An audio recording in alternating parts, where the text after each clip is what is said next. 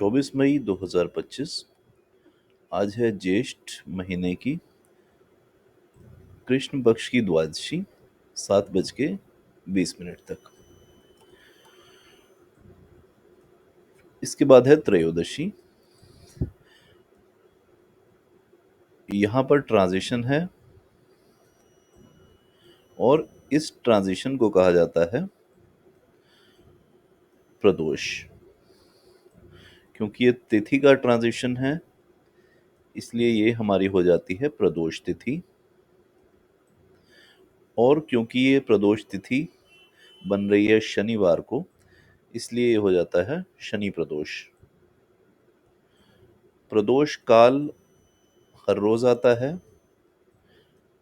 प्रदोष समय वो समय है जहां पर ट्रांजिशन होता है।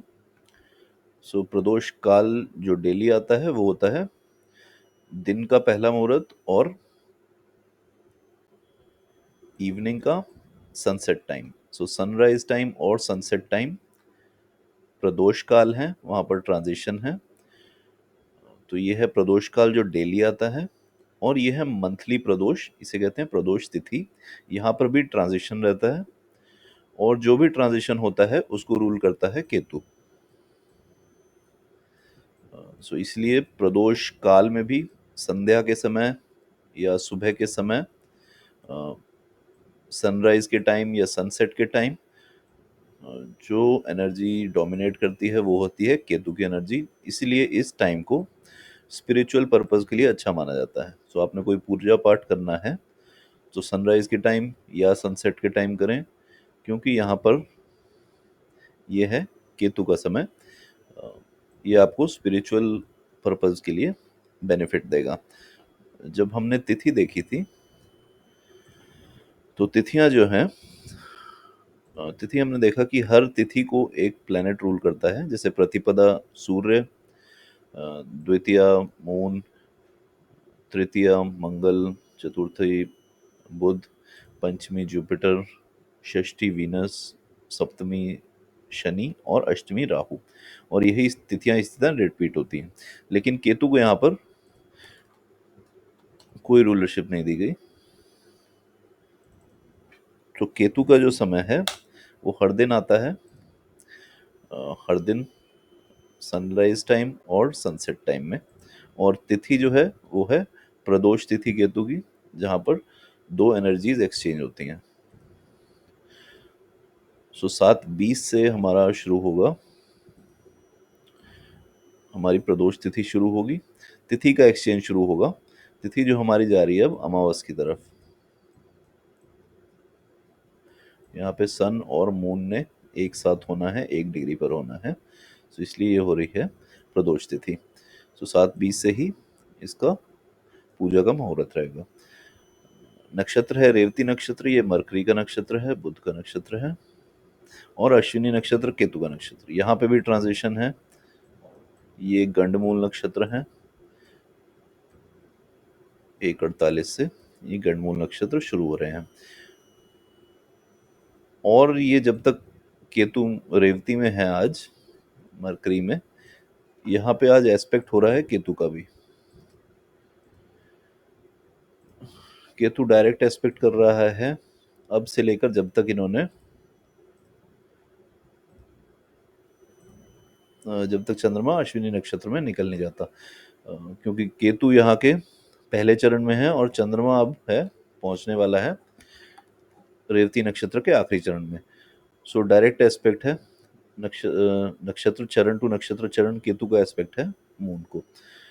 सो जो स्पिरिचुअल पर्पस के लिए ये भी अच्छा टाइम है, मटेरियल पर्पस के लिए अच्छा टाइम नहीं है।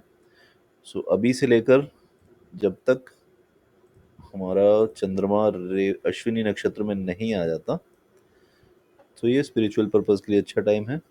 उसके बाद भी क्योंकि ये नक्षत्र केतु का है और 7:20 के बाद से हमारी त्रयोदशी तिथि शुरू है, तो 7:20 के बाद से जो टाइम है यहाँ पे नक्षत्र भी केतु का हो जाएगा, तिथु तिथि भी प्रदोष तिथि हो जाएगी। तो इसकी रूलरशिप भी केतु की हो जाएगी। योग रहेगा सौभाग्य योग, ये भी बेनिफिक योग है। 7:20 के बाद से गरज करण है जो जुपिटर का करण है। सो केतु केतु जुपिटर, और दिन है आज शनिवार, ये है शनिदेव का दिन। तो स्पिरिचुअल पर्पस के लिए दिन अच्छे हैं क्योंकि केतु इनको रूल कर रहा है, साथ में है जुपिटर, करण भी जुपिटर का है, और दिन है शनिवार। ओके, सो कल ट्रांजिशन हुई है, बुध ने राशि परिवर्तन की है एरीज से टॉरस में। बुध जो इफेक्ट देता है राशि परिवर्तन के, बुध या शुक्र, ये जो दो प्लैनेट हैं, इनके जो इफेक्ट आते हैं वो डिपेंड करते हैं अधिकतर एक इनकी स्पीड पर, कि ये किस स्पीड से मूव कर रहे हैं, दूसरा इनका डिस्टेंस फ्रॉम सन, कि ये सूर्य से कितना दूर है।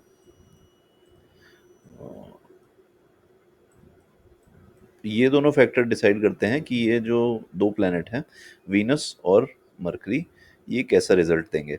जैसे अभी सूर्य और बुध का डिफरेंस है 8 डिग्री का, और बुध अभी चल रहा है 2 डिग्री पर मिनट की स्पीड से, जो कि एक हाई स्पीड है। सो जब मरकरी हाई स्पीड से चलता है, इस टाइम अगर किसी का बर्थ होता है तो हाई मरकरी वैल्यू के साथ पैदा होता है, उसकी इंटेलिजेंस बहुत ज़्यादा होती है। सूर्य और बुध एक राशि में मिलाकर बुध आदित्य योग भी बनाते हैं, जो हाई इंटेलिजेंस रिप्रेजेंट करता है। इसी तरह शुक्र, शुक्र अभी काफ़ी दूर है सूर्य से, सूर्य है 8 डिग्री टॉरस में, और शुक्र है, ये है 24 डिग्री में। सो दोनों का डिफरेंस अबाउट 45 डिग्रीज है। सो 45 डिग्री का डिफरेंस है सूर्य और शुक्र के बीच में। सूर्य और शुक्र का डिफरेंस जब बहुत ज़्यादा हो जाता है तो ये देता है आपको प्रोजेनी रिलेटेड इश्यूज, मेल और फीमेल दोनों में। 43 डिग्रीज से ज़्यादा अगर सन और वीनस का डिफरेंस है तो ये आपको सेक्सुअल इश्यूज देता है। मेल में स्पर्म काउंट कम हो सकता है, और फीमेल्स में भी प्रोजेनी से रिलेटेड प्रॉब्लम रहेगी। सो इस टाइम अगर किसी का बर्थ होता है जब सन 43 डिग्री से ज़्यादा है, सो वो progeny related, reproductive health related issues उसको हो सकते हैं। 43 के बाद ये रेंज स्टार्ट हो जाती है, और मैक्सिमम ये जाती है 47-48 तक। 45 के ऊपर जाता है सो ये नियरली कन्फर्म है कि कुछ प्रॉब्लम रहेगी रिप्रोडक्टिव हेल्थ में। 43 के बाद से इसकी रेंज स्टार्ट हो जाती है। ओके, सो राहु केतु, मार्स अभी भी डेबिलिटेटेड है।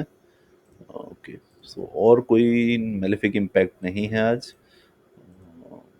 राहु, सूर्य उत्तर भाद्रपद, सूर्य और बुध हैं कृतिका नक्षत्र में, सूर्य के नक्षत्र में। लगन अभी चल रहा है जुपिटर का नक्षत्र। ओके, सो और कोई मेलेफिक इम्पैक्ट नहीं है, लेकिन आज रहेगी त्रयोदशी तिथि और शनि प्रदोष व्रत शाम के 7:20 से।